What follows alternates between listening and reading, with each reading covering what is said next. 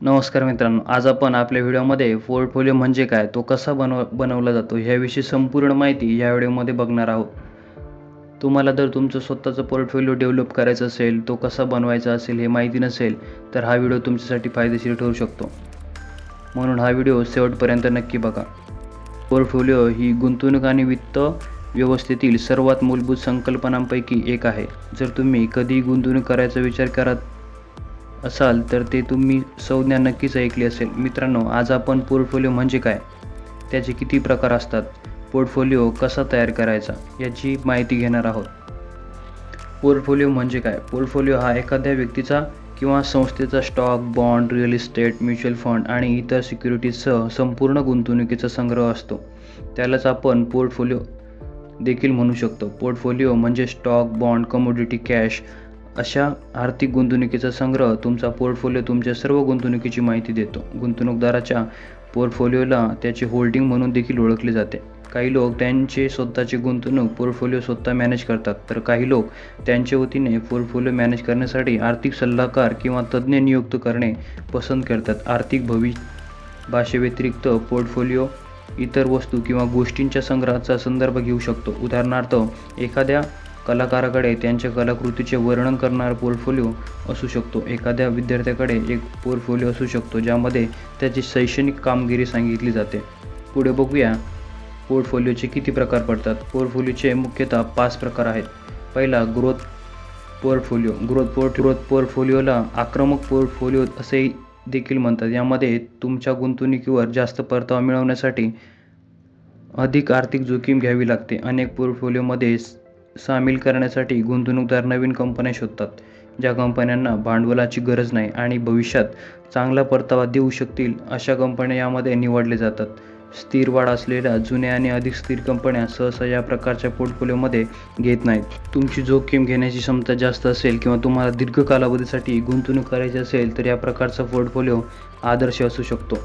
दुसरा असतो value portfolio.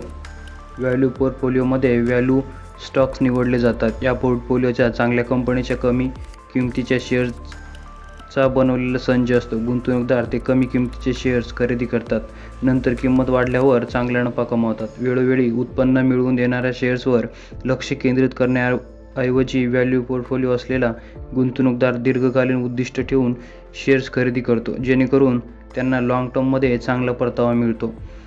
तुमच्याकडे मध्यम जोखीम सहनशीलता असल्यास आणि दीर्घकालीन गुंतवणुकीचे लक्ष्य असल्यास या प्रकारचा पोर्टफोलिओ तुमच्यासाठी योग्य असू शकतो.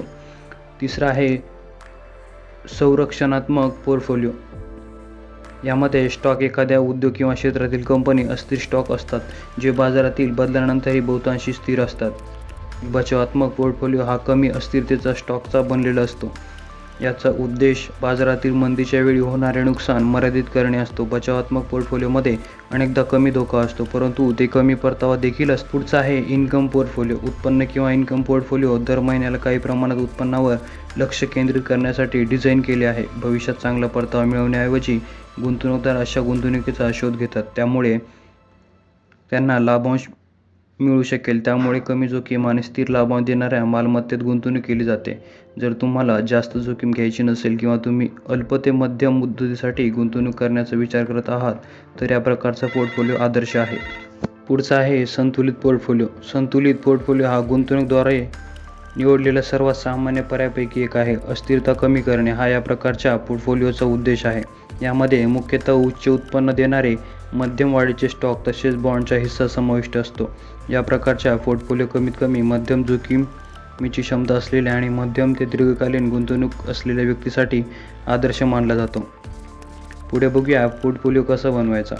जोखीम क्षमता. तुमच्या पोर्टफोलिओसाठी कोणती गुंतवणूक योग्य आहे हे जाणून घेण्याआधी तुम्ही तुमच्या जोखीमच्या क्षमतेचे मूल्यांकन केले पाहिजे.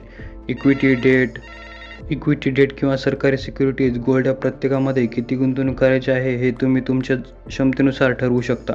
एकदा तुम्ही तुमची जोखीम घेण्याची क्षमता निश्चित केल्यानंतर तुम्ही तुमच्या जोखीम प्रोफाईलला पूरक असलेल्या गुंतवणुकीसह तुमचा पोर्टफोलिओ तयार करू शकता.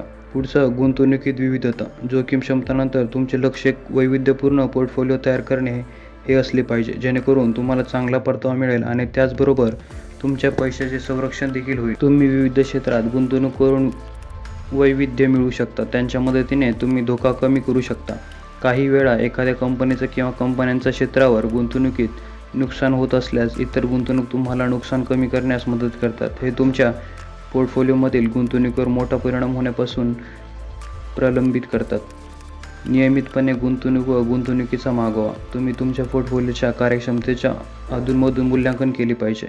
हे तुम्हाला तुमची आर्थिक उद्दिष्टे साध्य करण्यासाठी मार्गावर असल्याचे सुनिश्चित करण्यास मदत करते आणि जर तुमच्या पोर्टफोलिओची कामगिरी अपेक्षेपेक्षा कमी असेल तर तुम्ही विश्लेषण करून खराब कामगिरीचे कारण ओळखले जाऊ शकतात आणि खराब स्टॉक तुमच्या पोर्टफोलिओमधून वेगळे करू शकतात. तर ही माहिती कशी वाटली आम्हाला कमेंटद्वारे नक्की कळवा.